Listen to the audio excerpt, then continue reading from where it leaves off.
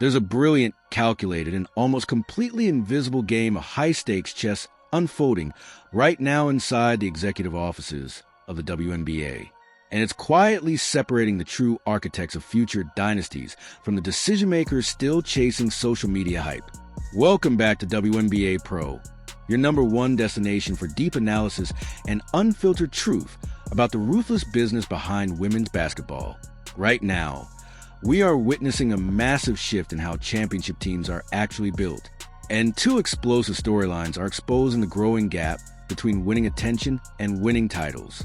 On the West Coast, the expansion draft sent shockwaves through the league. The Golden State Valkyries, a brand new franchise with a blank slate, massive resources, and total freedom, didn't just make headlines for who they picked. They made headlines for who they ignored.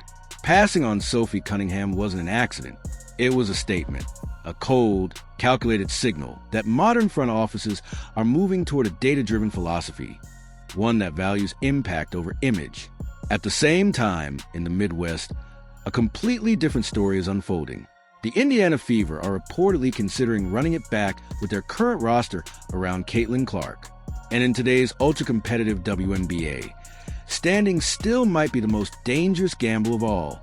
Today, we're breaking down why Golden State walked away from a massive marketing opportunity and why Indiana's patience could end up being the biggest mistake of the offseason. To really understand what just happened in the expansion draft, you have to look at the gap between perceived value and actual on-court impact.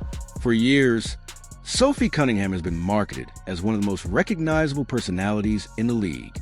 She's been framed as the enforcer, the shooter, the emotional leader, the player with the attitude, the outfits, the edge. And there's no denying it. She built a strong personal brand. Fans love it.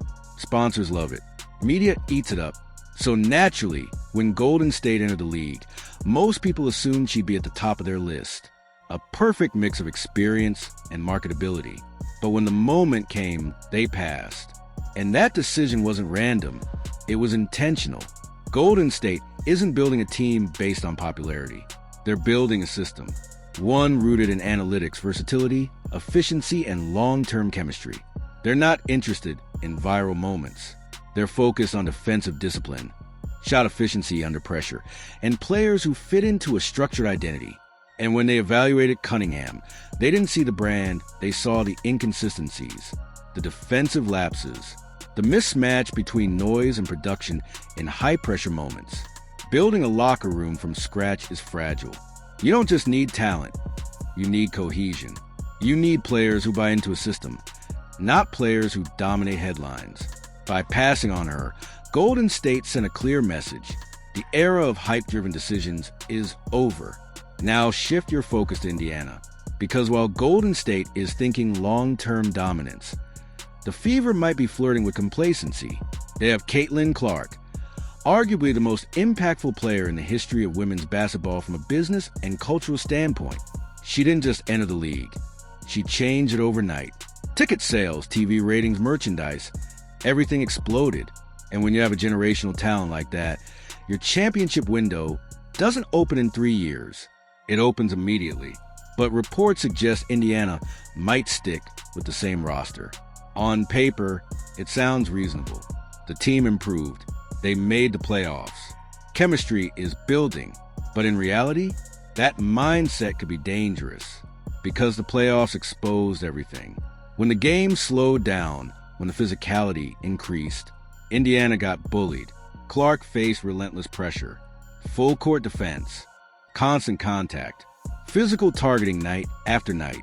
And while she delivered historic performances, the roster around her didn't protect her. There's no enforcer, no physical presence to push back, no one setting the tone when things get tough. And that matters. Every great guard in basketball history had protection. Someone to absorb contact, to respond physically, to send a message. Right now, Clark doesn't have that. Running it back with the same roster assumes those problems will magically fix themselves. They won't. The real danger for Indiana lies in their own success. Sold-out arenas, record-breaking revenue, massive media attention. It creates a false sense of security. When business is booming, it's easy to believe everything is working. But the rest of the league isn't slowing down. Teams like the New York Liberty, Las Vegas Aces, and Minnesota Lynx are evolving, improving, and getting tougher. This is an arms race. And if Indiana stands still, they fall behind. You don't draft a generational superstar just to be competitive. You draft her to dominate. Dynasties aren't built on patience alone. They're built on bold moves, risky decisions, aggressive upgrades. Right now, we're watching two completely different philosophies collide. Golden State is ignoring the noise, trusting analytics, and building for championships. Indiana is at a crossroads. Evolve aggressively or risk wasting a historic opportunity. So now I want to hear from you. Did Golden State make the right call passing on Sophie Cunningham?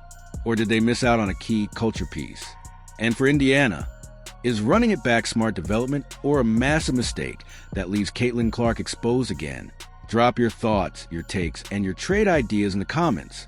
And if you enjoyed this breakdown, make sure to like, subscribe, and turn on notifications, because this off-season chess match is just getting started, and we'll be here to break every move down.